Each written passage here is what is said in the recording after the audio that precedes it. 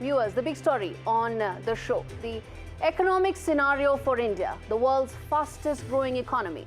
The economic survey table today projects growth in the coming year to be in the range of 6.3 to 6.8%, while inflation remains a concern. This comes amidst rising concerns for restrictive trade practices globally.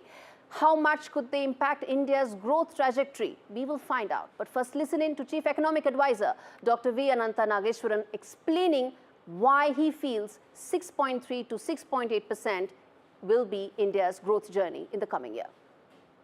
The era of globalization, faster and larger movement of trade and goods and services and investments is behind us. And there is a huge presence of a single country, a phenomena that we have not seen in a very long time, at least since World War II.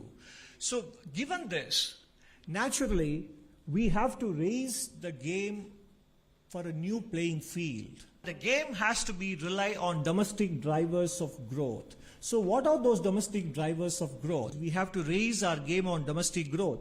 And how do we do that? There are 4 dimensions to it. One is deregulation for growth, augmenting internal capacities for growth, the role of the private sector in nation building, and doing energy transition the Indian way. Deregulation is not just about ease of doing business, it is a pathway to employment generation. And naturally, we also know that many states impose a high markup on electricity costs supplied to businesses compared to other non-businesses. And whereas in countries like Vietnam and Bangladesh, particularly in Vietnam, which we look up to, it is the other way around in terms of being our next important competitive country. They have the opposite problem, which is that the cost of electricity supplied to industries is on the lowest side there compared to what we have in India. All right, viewers, let's take some of those data points one by one, and I'll explain why they so matter to us as far as India's growth is concerned. First is the growth number, the headline number. At nearly $4 trillion, India is the world's 5th largest economy. It is poised to overtake Japan to be the 4th largest by next year. But that's not enough, because India's potential is more. And the economic survey shows that the Indian economy is on a steady growth path, with growth projected still at sub 7%. And that is important to note given the fact that there are global headwinds.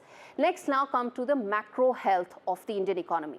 Whether it's the current account deficit, whether it's the core inflation numbers, the overall macro picture for India indicates that its fiscal math, that is, how much does it have and how much can it spend, and the overall financial health for it to be able to also ensure that those it needs to provide subsidized food, subsidized healthcare is able to do so, because the financial health is on sure footing. If Donald Trump's administration manages to bring down crude prices, something that President Trump has spoken about, then the move will allow India more room for better fiscal management, given the fact that we import over 85% of our total oil needs. Now let's come to FDI, the one figure that probably more attention needs to be paid to. The foreign direct investment number, remember, has been very important for us. The world has turned more protectionist. There is now a strengthening dollar, and there's a weak rupee, and that impacts us because it impacts the investments that investors make into India. In the last decade, this FDI has been the cornerstone of India's economic strategy. It's been an important source of capital. It's almost been a catalyst for building capacity in India, for job creation.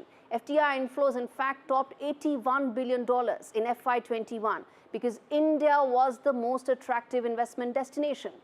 It still remains so, but FDI inflows have fallen. In fact, they've actually fallen significantly in the last 1 year. And restoring investor confidence will put India right at the top when it comes to attracting global capital. And viewers, on India Ascent, the focus is very clear. What we will get to how we will get to our economic fate, what will help our ascent. And the answer to that is essentially very simple in 3 clear words. One is we need to be a manufacturing powerhouse. We need to tap into a demographic dividend by focusing on skills to leverage technology and make the best use of favorable external factors like a global push to realign supply chains away from China. It's up to us to really become the China +1 manufacturing hub.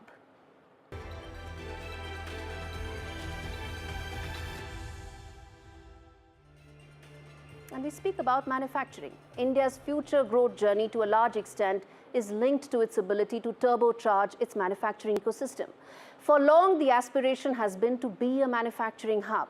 And the prospects, the positives that are coming in from the PLI scheme give hope that the goal to achieve that 25% of GDP coming from manufacturing by 2030 is now a very achievable target. Add to it the tailwinds. A US-China trade war will put India at a huge advantageous position.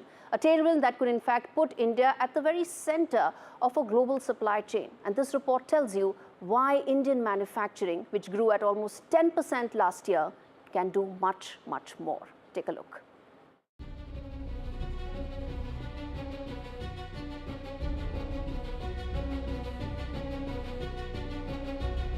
From semiconductors to mobile phones, the aspiration to make in India has never been stronger. And there are reasons to believe India's manufacturing sector is standing at an inflection point, one that will make the transformation that policymakers have long desired. For one, the government's PLI scheme has been a success.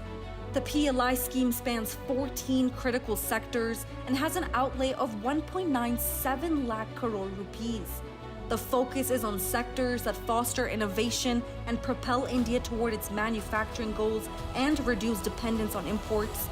The projected outcome looks promising. A Goldman Sachs report suggests PLI scheme could generate over 450 billion in revenues in the next 5 to 6 years.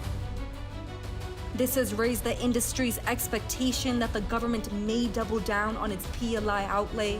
The electronics sector has been the star performer for the PLI scheme. Smartphone giant Apple clocked over 1 lakh crore rupees in iPhone exports from India in 2024, up 42% from the previous year. Domestic production surged nearly 46%. Beyond electronics, which has attracted the lion's share in funds, the response so far has been a mixed bag, with several companies unable to meet their PLI targets, which may force the government to make tweaks. But the government is aware that it's the semiconductor dream that could truly put India on the manufacturing highway. The sector ticks all the right boxes: propensity to create large-scale employment, provide India the opportunity to align with global supply chains, and make the best use of its tech talent.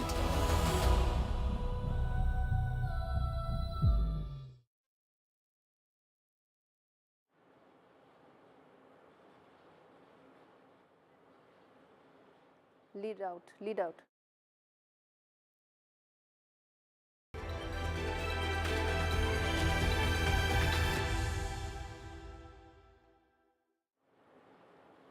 Viewers, before I come to the top voice, let me tell you that the China +1 trend in global supply chains will get a major fillip under President Trump. In fact, he could even push the Quad to be more than just about soft power and disaster management. It could be about creating alternate supply chains, a move that will benefit Indian industry. The budget should work on land, labor and capital for big-ticket manufacturing to take off. Plus, promoting Make in India in tandem with artificial intelligence and technology will create a thriving innovation ecosystem that will propel manufacturing forward. And that's exactly what we're going to put forth to my guests joining me on this broadcast. The first top voice on the show, which is Jim Rogers. He's a global financial investor joining me from Singapore. Mr. Rogers, good to have you on the show. And thank you for speaking to NDTV. I am delighted to be here. I am a fan of India, even more so now than I was before. And let me then start by asking you, what is the reason that you are so optimistic on India, and what do you think could be the single biggest catalyst for growth in India going forward? Well, India has an astonishing population of smart, educated people, but now it seems to me that the government, that Delhi, seems to understand that it's good for people to be successful. For many decades, Delhi said, yes, we want you to be successful, but they didn't really mean it. Now, I think that Delhi understands success is good, prosperity is good, and it's okay if people get rich. It's very exciting. the change in India is very exciting. And the change that is coming in terms of mindsets, how do you see that translating in terms of reforms? What would be your top 2 or 3 reforms that you would want the government to bring about? Well, India for centuries, for certainly decades, has had a lot of smart, educated, hardworking people. But in my view, the government never really wanted people to be too successful. They didn't like for people to be rich. I think that now Delhi understands people have to be successful. It's good for the country, and it's good for people to get rich, because if they get rich, they're more successful, and India's better off. This is a very exciting change. I've been investing in India for decades. I never saw this real change in New Delhi before. They said it, but they didn't mean it. Now I think they mean it. Indeed, there is a positive change as far as mindsets are concerned. Wealth creators are being respected, almost celebrated.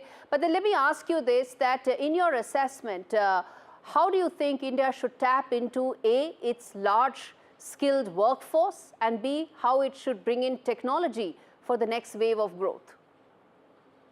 Well, technology, India has been and will be even more in the future a major leader in the technology, because you have a lot of people in India who understand, who know how technology works. In fact, India often is the one who leads in the technology. So it's all coming together, miss. It's very exciting. For me, as an outside investor, as an international investor, it's very exciting to see the change that I think is happening in the mindset in India. What about the restricted trade practices that one is seeing and one is in fact anticipating? Policymakers are anticipating. Economic Survey mentioned that as well in terms of growing protectionist trends. How do you see that impacting India? Do not worry. It will take time. India has over 1 billion people, and a lot of the people in Delhi, still have the old way of thinking. But I think I see the change taking place in the mindset that the people in Delhi now understand, and they know things have to be different. In my view, it's very exciting, and it seems to be real. For the first time in my life, Delhi seems to be real, and the mindset seems to be really changing. Final question, Mr. Rogers. Before I let you go, I have to ask you your outlook on Indian commodities as well as the Indian rupee. As well as Indian what? Indian rupee, the currency.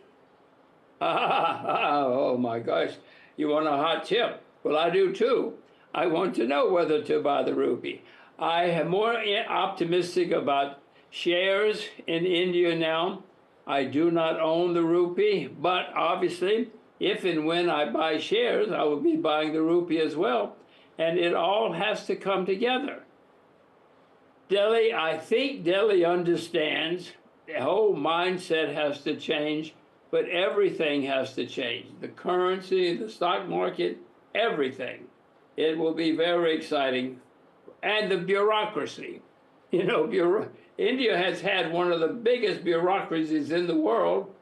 If that changes too, oh my, India will be wildly exciting. So change the bureaucracy too. Indeed, government efficiency is being spoken about around the world, and I'm glad you mentioned that as well. Mr. Rogers, always a pleasure for you to give your views on the Indian economy, and I wish I had a hot tip that would have also made me a billionaire, if not at least a millionaire. Thanks so much for joining me today. It's very exciting. I hope to see you in Delhi. Bye-bye.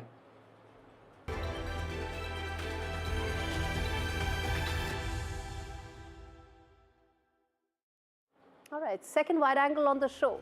Globalized world.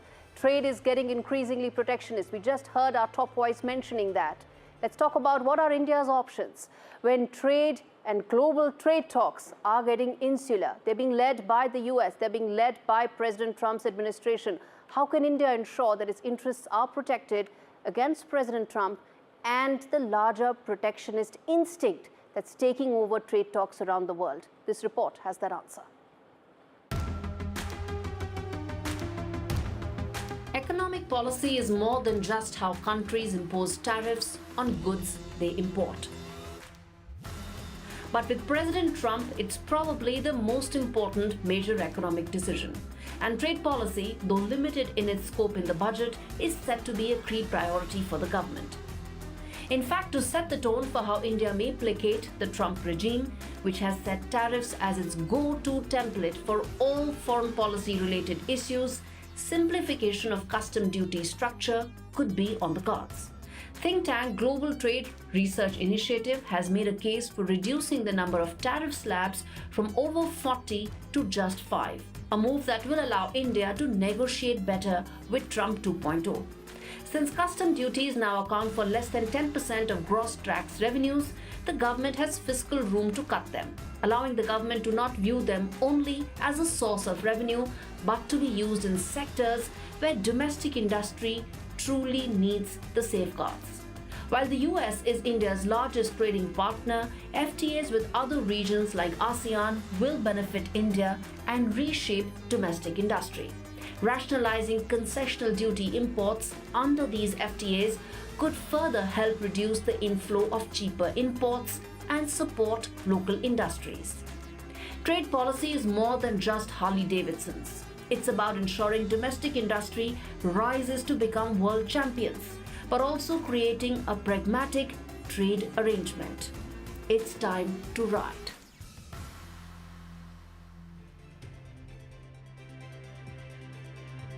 A very short break, but we come back on the other side of that break to talk more about the Indian startup ecosystem. We are the third largest. How do we go about becoming the largest startup ecosystem, and will budget provide that answer? We come back on that after this very short break. Stay with us.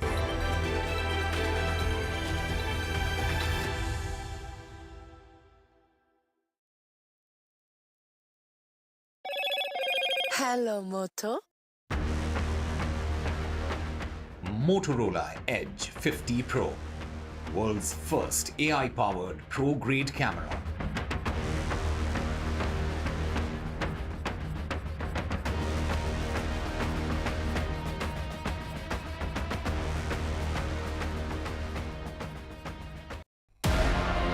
Modi 3.0 Budget 1. It's a very complex backdrop this time. We have a lot of global uncertainties. Will the salaried class get tax relief? I don't see, a big tax cut being the main focus of this budget. Will the Finance Minister step up reforms? Top economists and experts share their views. The challenge is to improve consumption of the bottom segments. On Budget Bites at 7:30 p.m. only on NDTV 24/7.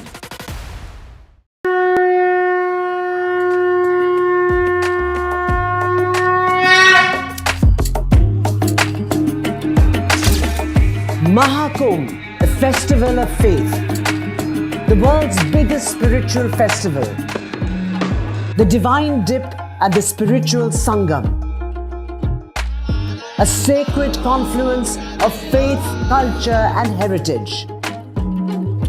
NDTV's mega coverage of the Mega Fest. NDTV at Mahakumbh 2025.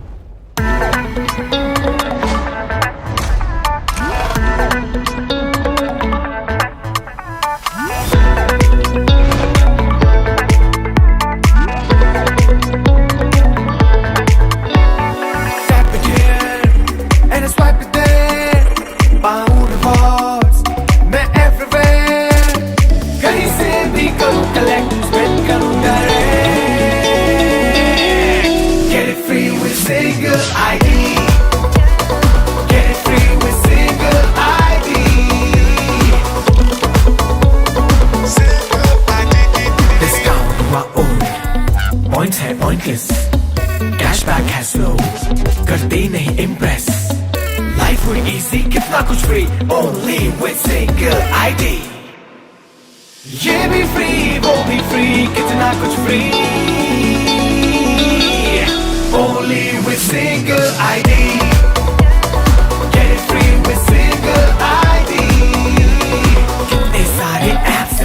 चुने brands मेरे पास है सबसे बड़ी Get it, get it, get it, get it, get it, get it, get it Only with single ID Get it free with single ID Download any single ID partner app, link your card and earn rewards with top brand. Get it free with single ID her important खबर accurately आप तक लाता है NDTV app. यहाँ मिलती है आपको politics, business, sports and crime का हर अपडेट। और जब बात एक्शन की हो तो देवा देखना मत भूलना 31 जनवरी से आपके नियरेस्ट थिएटर में और उसके सारे अपडेट्स सिर्फ NDTV ऐप पे। डाउनलोड करो अभी।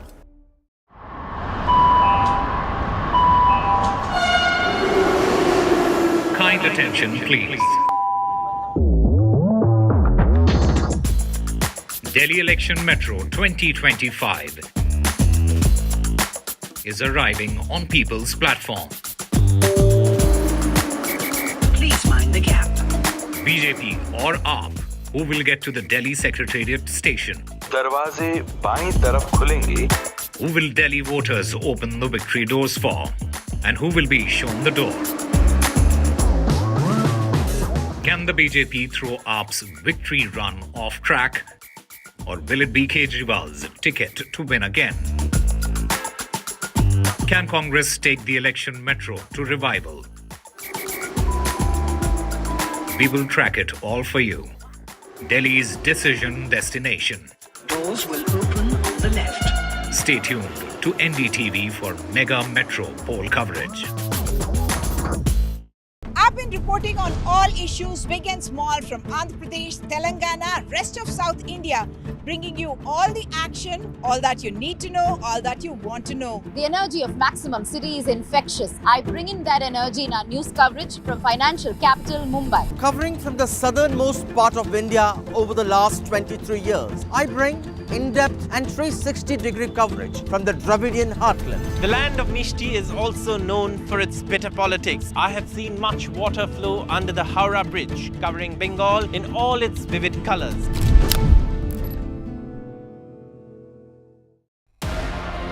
Modi 3.0 Budget 1. It's a very complex backdrop this time. We have a lot of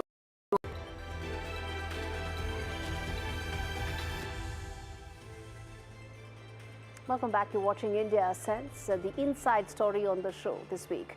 The startup ecosystem of India. It's been one of the biggest success stories. It's the third largest startup hub in the world. But as bootstrap founders hope to give wings to their entrepreneurial instincts, more needs to be done.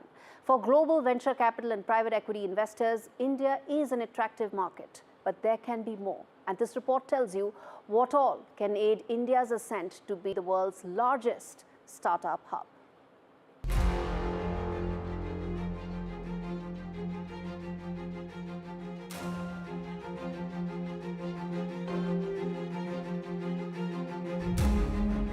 Startups succeed when the state gets out of the way, a universal mantra that also resonates in India's startup ecosystem.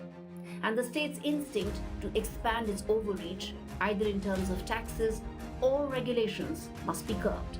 Like all businesses, startups need clarity and certainty. Given their limited administrative apparatus, probably even more. The top demands for startups in this budget are to remove regulatory roadblocks, create a single window clearance, ensuring founders don't have to run around for multiple approvals, and reduce compliance commitments, besides providing more tax breaks for startups.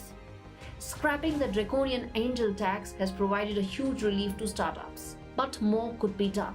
Artificial intelligence, machine learning, future areas of dominance that will require support today. Leveraging the power of startups will get India to play a major role in future technology supply chains. And the budget must make a push to strengthen the same.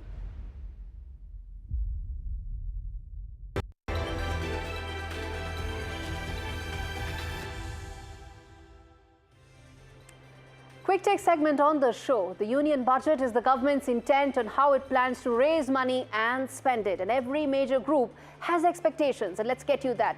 First up, India's middle class, that's now powering its growth story to a large extent, is hoping for tax cuts. With personal income taxes contributing more to direct taxes than corporate taxes, there's a strong case for tax cuts for the middle class. It will boost consumer spending as well as savings. With government employees set to get hikes as per the latest pay commission, the salaried middle class hopes for a tax reprieve.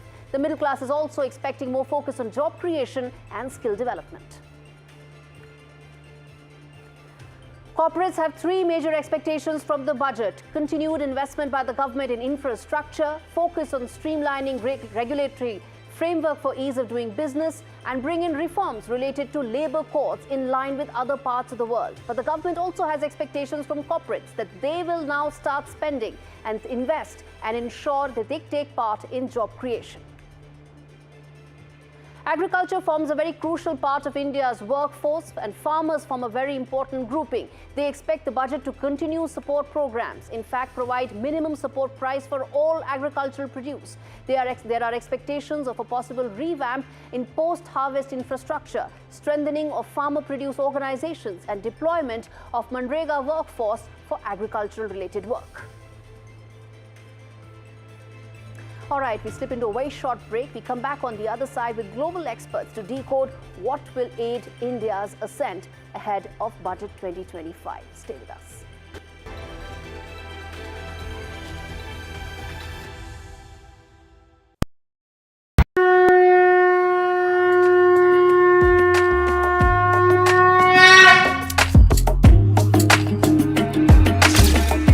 Mahakumbh, the festival of faith.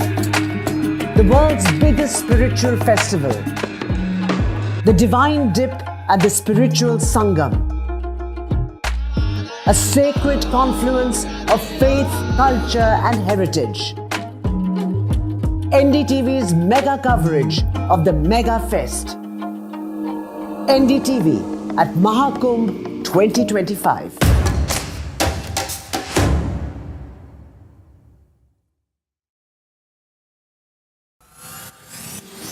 Union Budget 2025, first budget of Modi 3.0. Great expectations, big bang reforms, tax relief to middle class. What will February 1st bring for you? Budget 2025.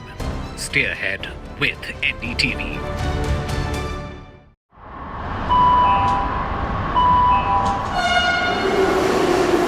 Kind attention, please.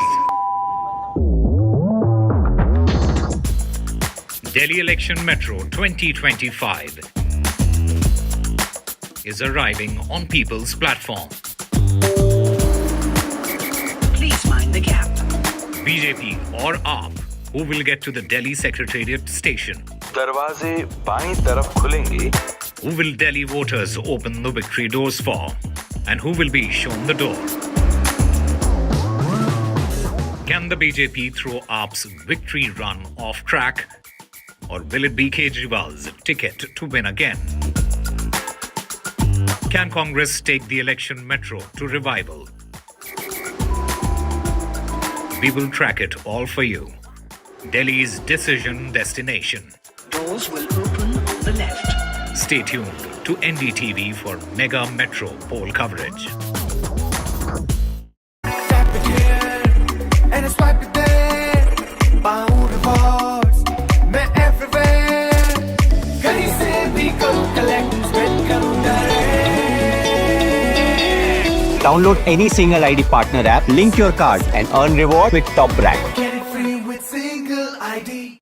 I've been reporting on all issues big and small from Andhra Pradesh, Telangana, rest of South India, bringing you all the action, all that you need to know, all that you want to know. The energy of Maximum City is infectious. I bring in that energy in our news coverage from financial capital Mumbai. Covering from the southernmost part of India over the last 23 years, I bring in-depth and 360-degree coverage from the Dravidian heartland. The land of Mishti is also known for its bitter politics. I have seen much water flow under the Howrah Bridge, covering Bengal in all its vivid colors.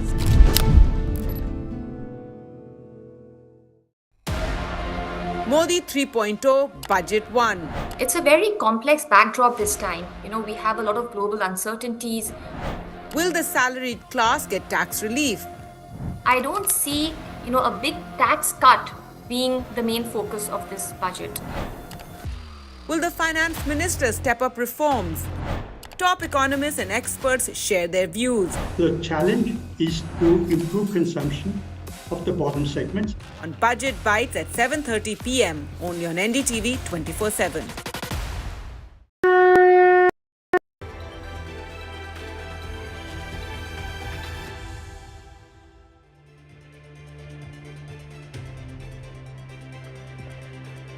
Welcome back. You're watching India Ascent with me, Gaurie Dwivedi. We've got a power-packed lineup of guests, market experts, economists to really decode what all India should be focused on to really get on to that growth highway, and also specifics, whether it is the Indian rupee, whether it's crude, whether it's our larger macro picture, what all we need to really focus on to ensure that our target of being a 7 trillion, 10 trillion economy actually gets fulfilled ahead of schedule, if not on time. All right, before I get in our guests this evening, Peter Cardillo, Manish Maheshwari, William Buter, as well as Abhinav Mishra, I want to quickly tell our viewers the big questions that we are going to pose to them.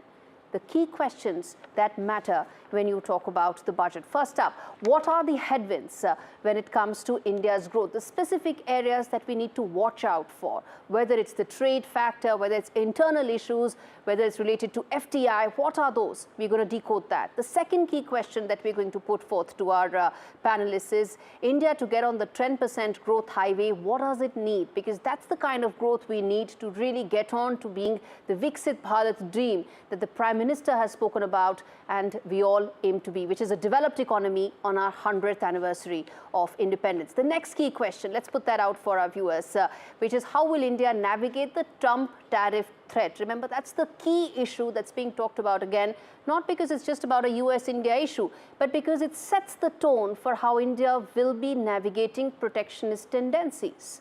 The other key question, the last one that we're going to put out, is external factors. How much will they affect growth? Whether, as I said, it's going to be crude, whether it could be factors related to uncertainty around tensions, wars, all that. How much will that impact our growth is the question we're going to get. Okay, let's get in Peter Cardillo, who's the chief market economist of Spartan Capital, joining me from New York in just a bit. Manish Maheshwari, who used to be at Twitter, but now he's a Mason Fellow at Harvard University. Mr. William, who's a former professor of economics and chief economist at Citi and EBRD. And I have Abhinav Mishra joining me from Singapore, another expert of markets, someone who understands what will it take for the Indian economy to get onto that highway. Gentlemen, thanks so much for speaking to me on India Ascent. And in fact, Mr. William, let me start with you, sir, which is that in terms of your key priorities, the budget has highlighted some, there have been some headwinds also that have been pointed out. According to you, what should be the key priorities for the government to really focus on when it comes to ensuring that Indian growth continues to be on the kind of target that they hope for? Well, the budget is important here, but more important than the budget is continued deregulation of the Indian economy. That's a major obstacle, over-regulation still, despite the significant improvements in the last 4 years that holds back growth. The budget itself should aim at sustainability. The public sector, general government, debt to GDP ratio at 85% is too high. And so the government has to selectively focus on capital expenditure, especially infrastructure, and on imposing taxes in a way that does least to discourage entrepreneurship and activity. Broad-based taxes are best for this. Okay. I'm glad you mentioned about deregulation, because that's one of the first and key themes of the economic survey today, India's chief economic advisor made a very strong pitch for deregulation. In fact, he said, get out of the way. That's essentially what the mantra should be. The state's role should be limited when it comes to aiding growth rather than playing a larger role that could be in the way of Indian businesses. So this is what the CEA has said, and let's hope how much of that translates into government action, because it's not just about the budget, but there's also, of course, a larger government framework that has to sort of aid that. Mr. Mishra, you're joining us from Singapore. You're someone, we've spoken before as well about Indian equities, Indian markets, Indian investors. What are investors really looking out for? Because one may say that the FDI numbers have fallen in the last couple of quarters, but the other side to it is India is still the world's fastest growing economy. If you aren't here, where are you really going to go?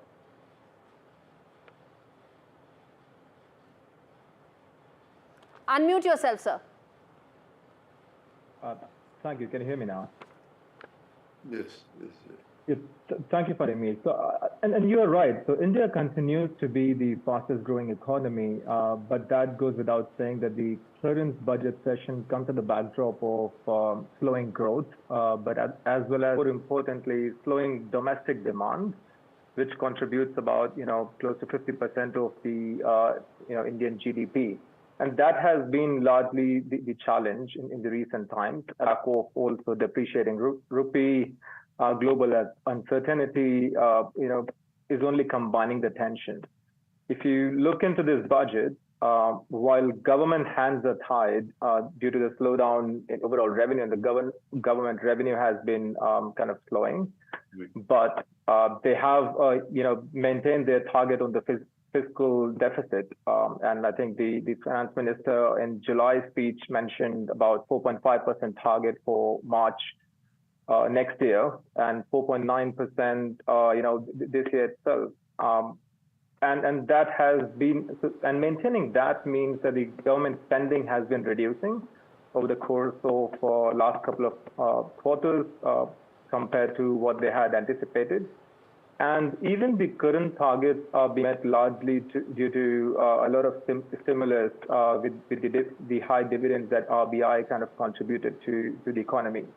Now, while we are looking at the budget that is coming out tomorrow, very soon we are also going to hear from RBI on the monetary policy guidance next week. Yes.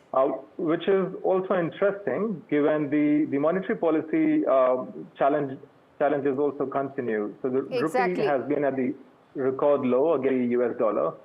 And if you look at while the inflation has been quite in control within the thresholds of RBI, they will struggle to reduce the interest rate significantly, in order to manage. That's an important point you're making, just for the benefit of our viewers, because, to keep it simple, the fact is what will come out tomorrow is how government plans to raise money and spend money. And what Mr. Mishra is also talking about right now is that what will the RBI do when it comes to interest rates, given the fact that inflation still remains a concern. Economic survey also points about it, that inflation will remain a concern.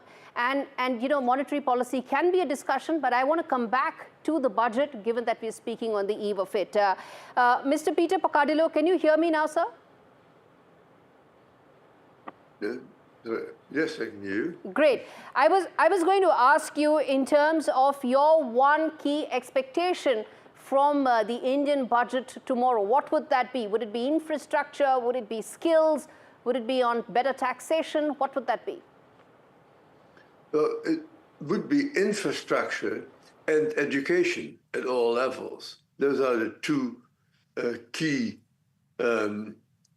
drivers of growth that the central government has a significant impact on.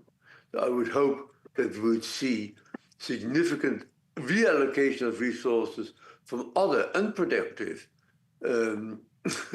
activities to infrastructure and education at all levels, and getting the female labor force educated at the same level as the male labor force would be another important step.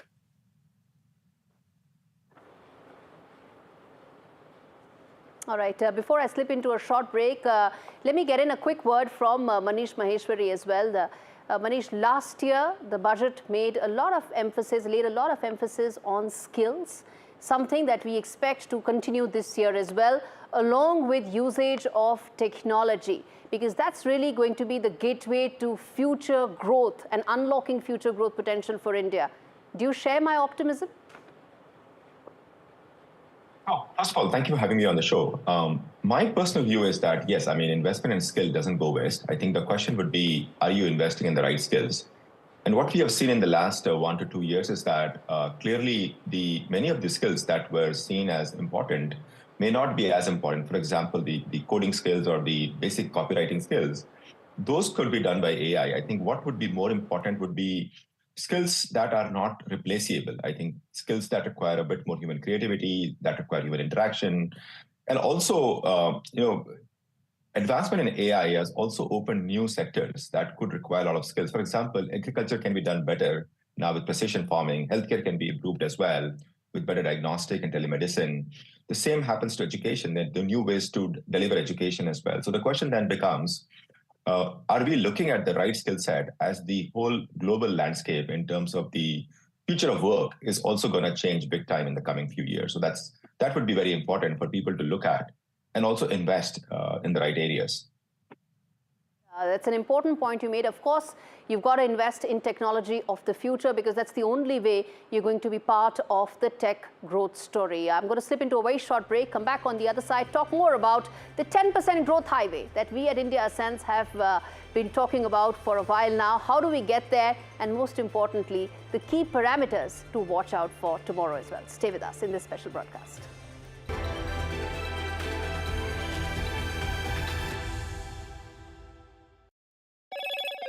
Hello, Moto.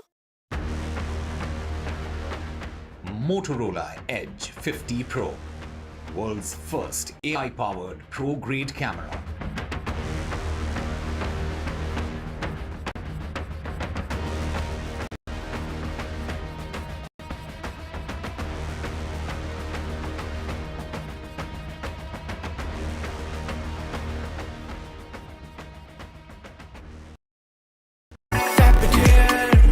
And I swipe it there, पाऊँ rewards, मैं everywhere, कहीं से भी करूँ collect, spend करूँ direct. Download any single ID partner app, link your card and earn reward with top rank. Get it free with single ID. Her important खबर accurately आप तक लाता है NDTV ऐप। यहाँ मिलती है आपको politics, business, sports and crime का हर अपडेट। और जब बात एक्शन की हो तो देवा देखना मत भूलना। 31 जनवरी से आपके नियरेस्ट थिएटर में और उसके सारे अपडेट्स सिर्फ NDTV ऐप पे। डाउनलोड करो अभी।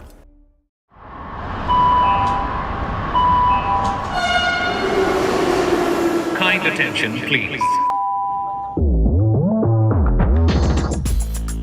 Delhi Election Metro 2025 is arriving on people's platform. Please mind the gap. BJP or AAP, who will get to the Delhi Secretariat station? दरवाजे बाईं तरफ खुलेंगे. Who will Delhi voters open the victory doors for? And who will be shown the door? Can the BJP throw AAP's victory run off track? Or will it be Kejriwal's ticket to win again? Can Congress take the election metro to revival? We will track it all for you. Delhi's decision destination. Doors will open on the left. Stay tuned to NDTV for mega metro poll coverage. I've been reporting on all issues, big and small, from Andhra Pradesh, Telangana, rest of South India, bringing you all the action, all that you need to know, all that you want to know. The energy of Maximum City is infectious. I bring in that energy in our news coverage from financial capital Mumbai. Covering from the southernmost part of India over the last 23 years, I bring in-depth and 360-degree coverage from the Dravidian heartland. The land of Mishti is also known for its bitter politics. I have seen much water flow under the Howrah Bridge, covering Bengal in all its vivid colors.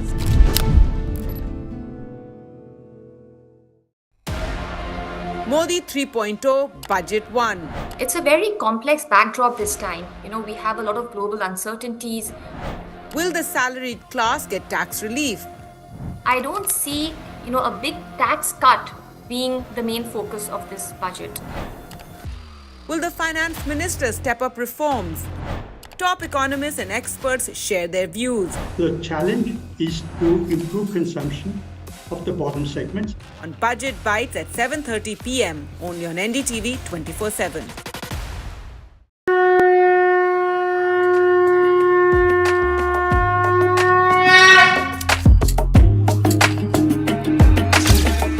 Mahakumbh, the festival of faith, the world's biggest spiritual festival, the divine dip at the spiritual Sangam, a sacred confluence of faith, culture and heritage. NDTV's mega coverage of the Mega Fest. NDTV at Mahakumbh.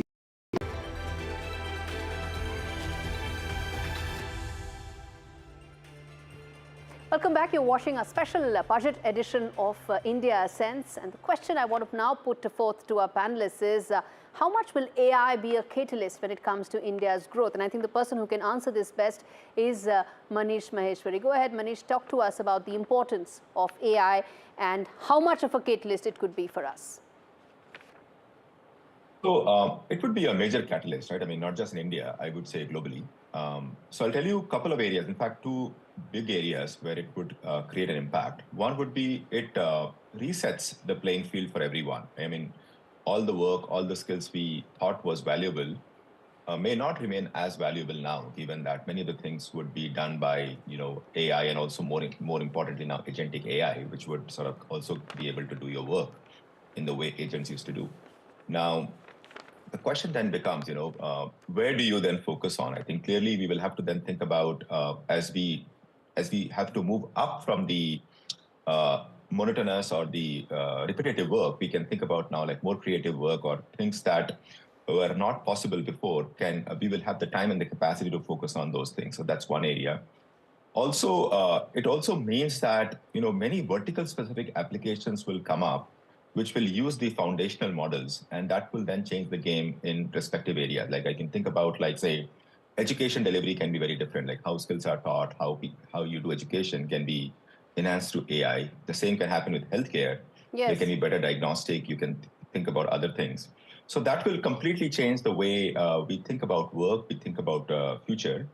And for a country like India, it also allows us to now rethink many of the programs and policies, because our programs and policies were framed in, say, pre-2022 era, where we were not aware of the developments in AI. Yes. There's also a debate about what should the government role be. I think my view there is that government should create an enabling environment, in the sense that they should encourage work in this area, but Yes. they should also reduce the regulations around it, right? I mean, and I think and also ensure a thriving entrepreneurial ecosystem, because many of the work will come out that entrepreneurial community. And as we saw with DeepSeek in China, it didn't come out of the state effort. It came out from a private hedge fund. So my view is that if you let the innovation happen and create the right enabling environment, you attract the right talent, and then the magic will start happening over time, right? I mean, so that's one. Okay. India also has a very interesting role as one of the leader in Global South to sort of lead many of these changes. So I'm surely hoping that this would be another moment where we will leapfrog to the next level of delivery and That's an performance. important point you made. At an That's an individual important point level, you made in terms yeah. of the leadership on a Global South level as well for India. Let me now turn attention to the other aspect of the budget and the budget making exercise. We spoke at length about the opportunities that lie, but there are also certain specific areas, particularly like crude, like energy as a basket as a whole. We import over 80%, almost 85% of our needs, and global price changes impact us. Abhinav Mishra, how do you read that, given the uncertainties that remain, the fact that there are sanctions on Russian oil, Donald Trump's his view on crude is unpredictable at best. How do we protect our interests first and foremost?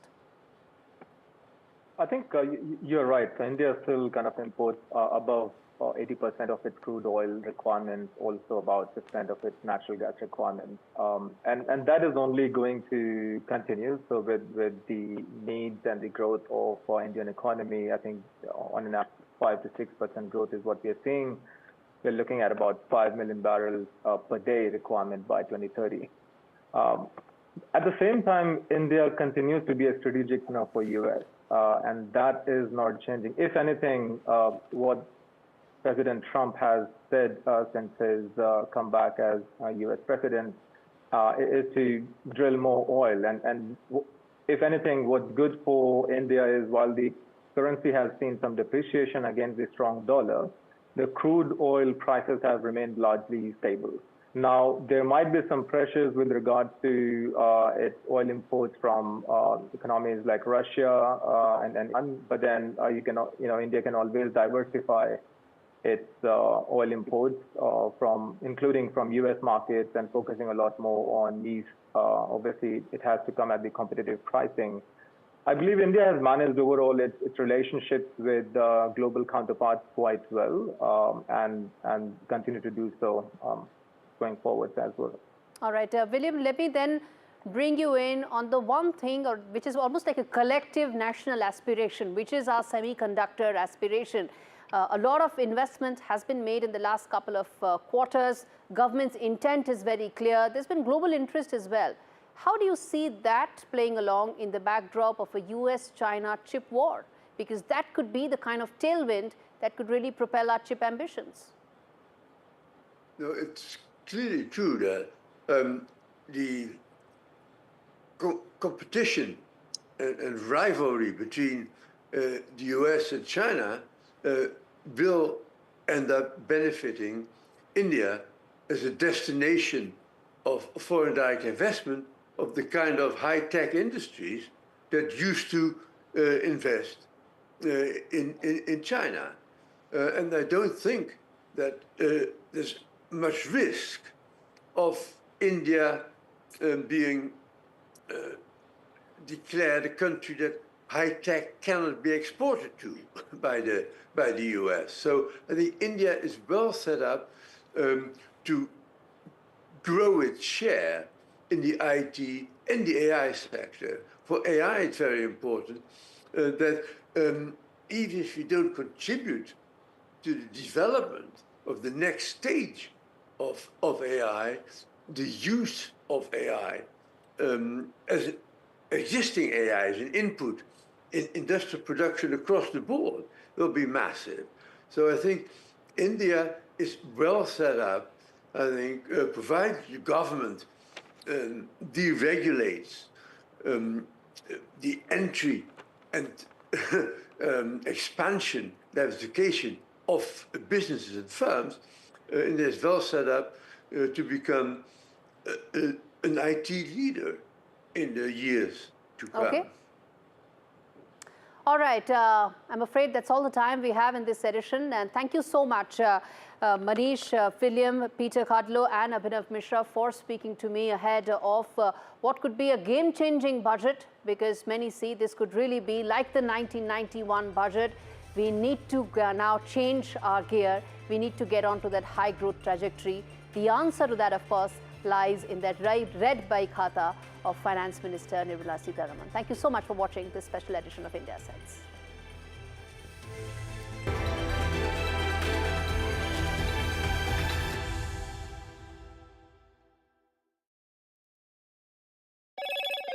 Hello, Moto. Motorola Edge 50 Pro, world's first AI-powered pro-grade camera.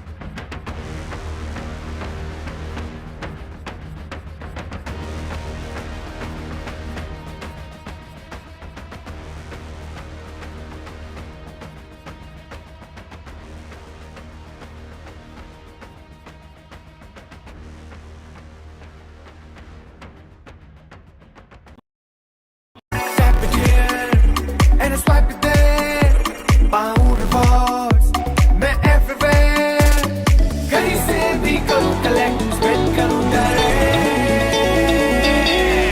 Download any single ID partner app, link your card and earn reward with top brand. Get it free with single ID. Her important खबर accurately आप तक लाता है NDTV app. यहाँ मिलती है आपको politics, business, sports and crime का हर update.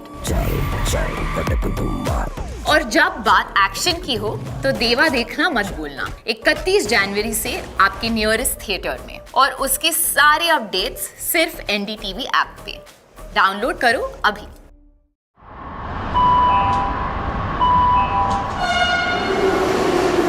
Kind attention, please. Delhi Election Metro 2025 is arriving on People's Platform. Please mind the gap. BJP or AAP, who will get to the Delhi Secretariat station? दरवाजे बाईं तरफ खुलेंगे. Who will Delhi voters open the victory doors for? And who will be shown the door? Can the BJP throw AAP's victory run off track? Or will it be Kejriwal's ticket to win again? Can Congress take the election metro to revival? We will track it all for you. Delhi's decision destination. Doors will open on the left. Stay tuned to NDTV for mega metro poll coverage. I've been reporting on all issues big and small from Andhra Pradesh, Telangana, rest of South India, bringing you all the action, all that you need to know, all that you want to know. The energy of Maximum City is infectious. I bring in that energy in our news coverage from financial capital Mumbai. Covering from the southernmost part of India over the last 23 years, I bring in-depth and 360-degree coverage from the Dravidian heartland. The land of Mishti is also known for its bitter politics. I have seen much water flow under the Howrah Bridge, covering Bengal in all its vivid colors.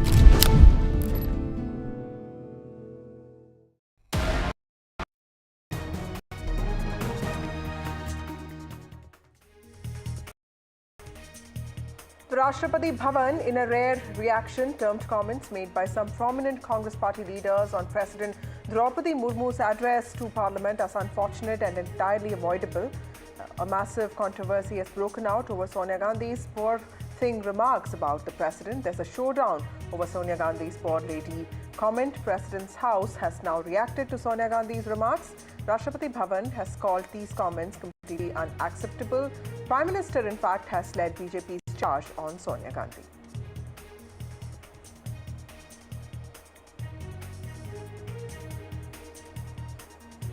The Indian economy, meanwhile, is projected to expand at a rate of 6.3% to 6.8% in the financial year 2025-2026.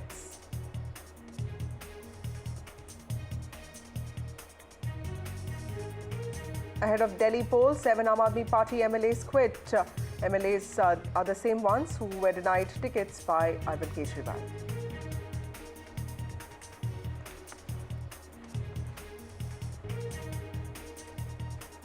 India is in the finals of Under-19 Women's T20 World Cup. India crushes England in semi-finals. India to face South Africa in final on the 2nd of February.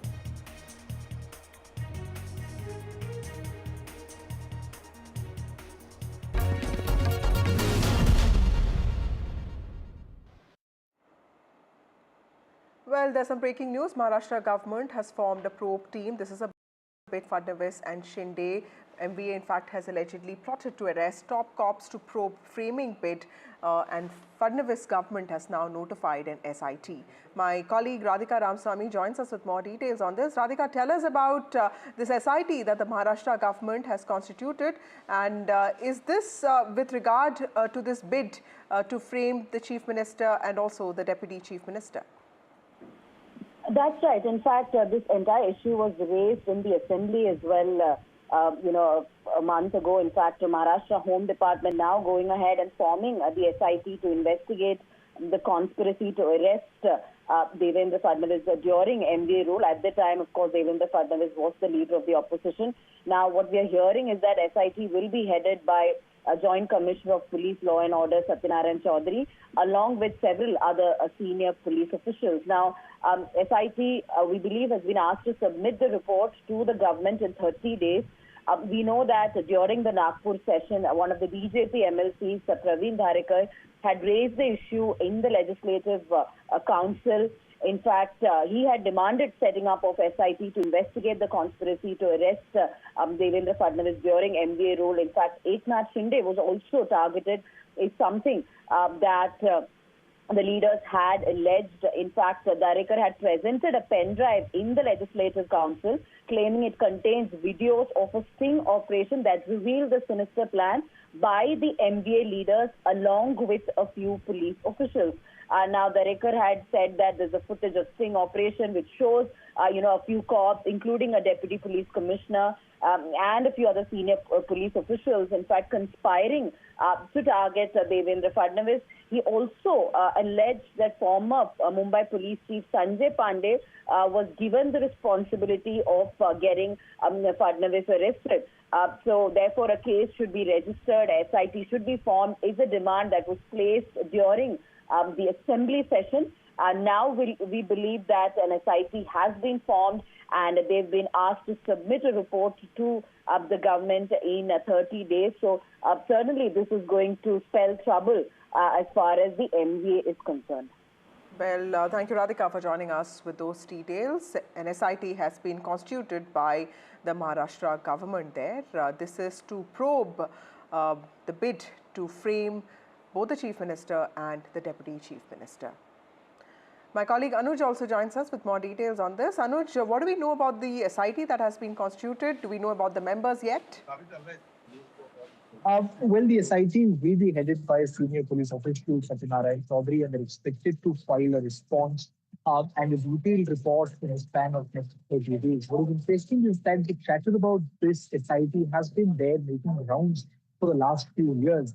We saw, of course, Praveen Dharekar, as Radhika was talking about, made a first official, request for it when he was speaking in Nagpur that he was going to the assembly session. But even before that, when Shambhurati Desai, a minister in the current government and also in Mahayuti's one called government, talked about it on regular basis about how the Mahavikas Agadi government on regular basis tried to frame Devendra Fadnavis only because Devendra Fadnavis and his government was trying to get out the Mahayuti unit on corruption basis. It's not just the bureaucrats who will come under the scanner, but also a few senior police officials whom, against whom there have been charges leveled by the leaders, from the Mahayuti, Praveen Dharekar, Shambhurati Desai, or other senior leaders have talked about how they've forced certain people to give statements against Devendra Fadnavis and have tried to frame charges which do not exist in reality.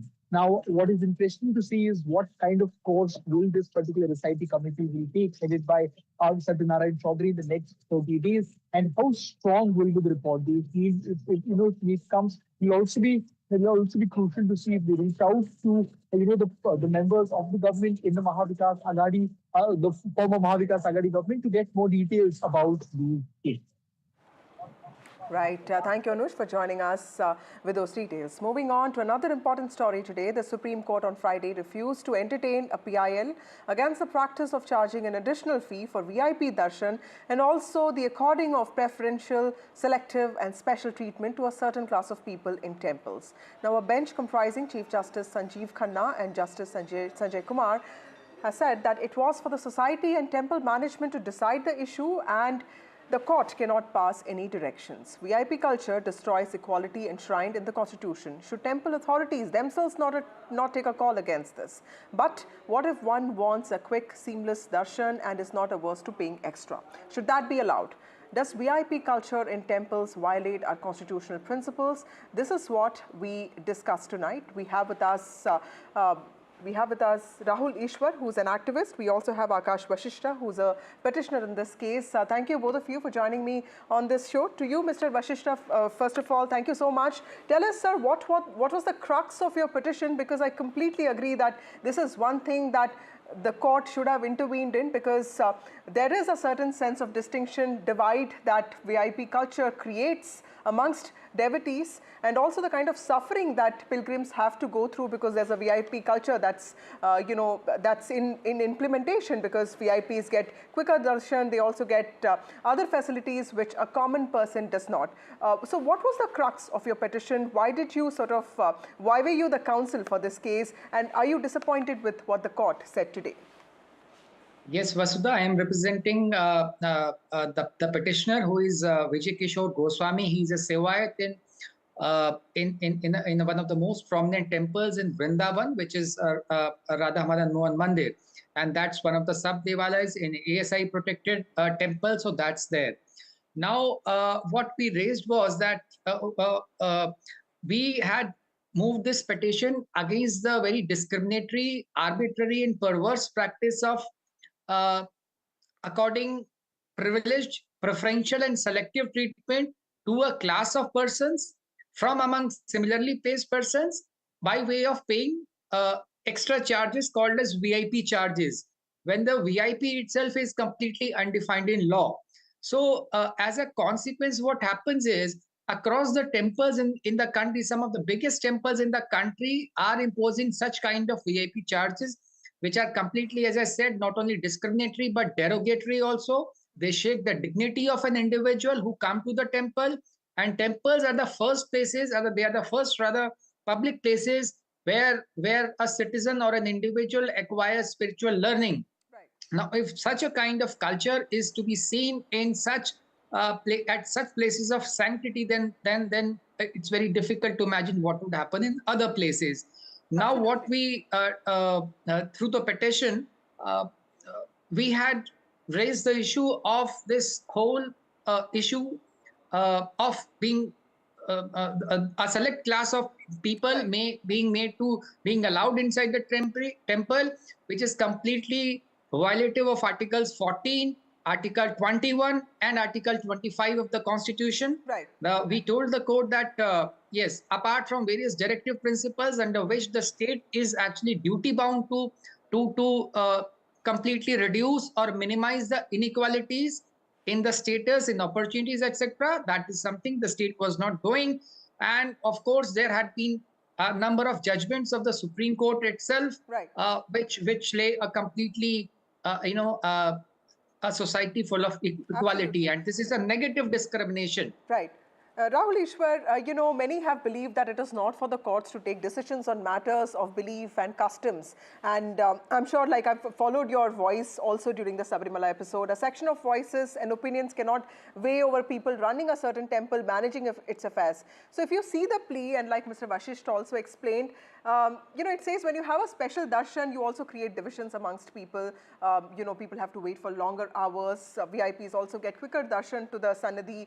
And ordinary devotees are, they have to endure all this pushing and shoving around. So what is your understanding of this? Because in 2022, the Madras High Court also said that temple administration is duty bound to ensure that VIP darshan is provided without causing any inconvenience to people. In fact, there's a list of VIPs that is notified by certain governments.